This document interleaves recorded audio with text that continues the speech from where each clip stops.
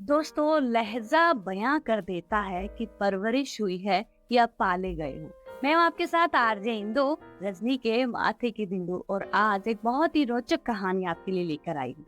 एक बार एक व्यक्ति राजा के दरबार में नौकरी मांगने के लिए जाता है। अब राजा उससे पूछता है कि भाई, तुम्हारी ऐसी क्या काबिलियत है कि मैं तुम्हें नौकरी पर रख लूं। तो वो व्यक्ति कहता है कि मैं जानवर हो या इंसान हो, उनकी शक्ल देखकर ये बता देता हूँ कि वो व्यक्ति कैसा है या वो जानवर कैसा है। अब राजा बहुत खुश होते हैं और उसको अपने मन पसंद घोड़ों के अस्तबल का इंचार्ज बना देते हैं।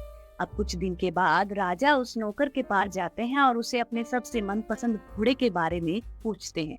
तब वो कहता है कि महाराज, यह घोड़ा नस्ली नहीं है। अब राजा एकदम से चौंक जाते हैं और वो फिर से जंगल में जाकर घोड़े वाले के पास यह पूछते हैं कि इस घोड़े के बारे में बताओ।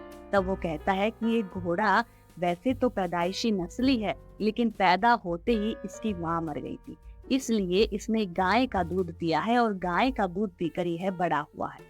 अब राजा वापस नौकर के पास आते हैं और नौकर से पूछते हैं कि तुमने कैसे पहचाना कि यह घोड़ा नस्ली नहीं है। तब वह नौकर कहता है कि यह घोड़ा जो है, जब घास खाता है तो गाय की तरह नीचे मुंह करके खाता है, लेकिन जो नस्ली घोड़ा होता है वो घास मुंह में लेकर और फिर मुंह को ऊपर उठाकर खाता है। अब उसकी बात से राजा बहुत प्रसन्न हुए और उसे इनाम में बहुत सारा अनाज दिया, भेड़ बकरियां दी और मुर्गियां दी। अब दोबारा से राजा उसको अपने रानी के महल का दरबान नियुक्त कर देते हैं।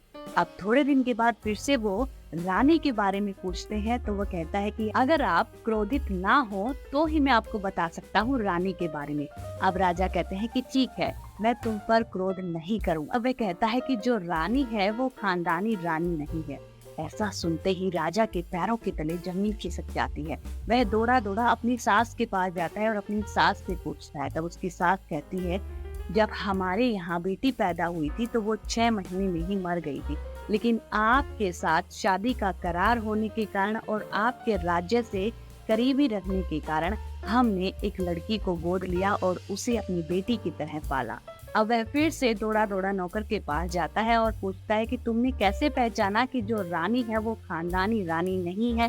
तब वह कहता है कि जो रानी का जो व्यवहार है नौकरों के साथ बहुत ही बुरा है, बहुत बुरे तरीके से नौकरों के साथ पेश आती है, जबकि जो खानदानी रानी महारानी होती है वो अपने नौकरों के साथ भी बहुत अच्छे से सलूक करती हैं, अच्छे से पेश आती हैं। अब राजा फिर से प्रसन्न होता है और फिर से उसको इनाम में दे देता है बहुत सारा अनाज, बहुत सारी भेड़ बकरियां और बहुत सारी खाने पीने की चीजें।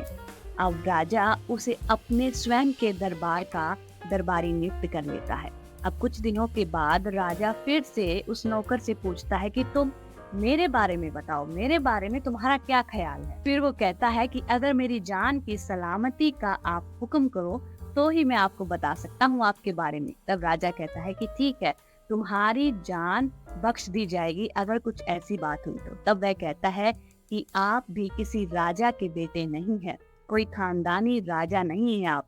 अब राजा बहुत क्रोधित हो जाते हैं, लेकिन फिर भी वो अपनी माँ के महल में जाते हैं, अपनी माँ से पूछते हैं। तब माँ उसकी कहती है कि हाँ बेटा, हमारी कोई संतान नहीं थी, इसलिए हमने एक चरवाहे से तुम्हें जो है गोद लिया था और तुम्हें पाला था। हाँ, वो फिर से नौकर के पास जाता है और कहता है कि तुम्हें कैसे पता चला कि मैं खानदानी राजा नहीं हूँ। तब वो नौकर कहता है कि आपका जो व्यवहार है, आपकी जो हरकतें हैं वो राजा की जैसी है ही नहीं। तब राजा कहते हैं कि मैं समझा नहीं। तब वो कहता है कि जब भी राजा किसी व्यक्ति से प्रसन्न होता है तो वो इनाम में उसको सोने चांदी हीरे जवाहरात ये सब देता है, लेकिन आप इनाम में खाने पीने की चीजें देते हैं, भेड़ बकरियां देते हैं, मुर्गियां देते हैं। तो ये एक चरवाहे का बेटा ही कर सकता है, कोई राजा नहीं कर सकता। अब राजा उससे बहुत प्रसन्न होते हैं और उसे हमेशा हमेशा के लिए अपने दरबार में रख लेते हैं। जी हाँ दोस्तों, मनुष्य का व्यवहार ही सब कुछ होता है। उसका व्यवहार एक आईने की जैसा होता है। मनुष्य कुछ समय के लिए, कुछ दिन तक के लिए अपने व्यवहार को छुपा सकता है, लेकिन हमेशा के लिए नहीं।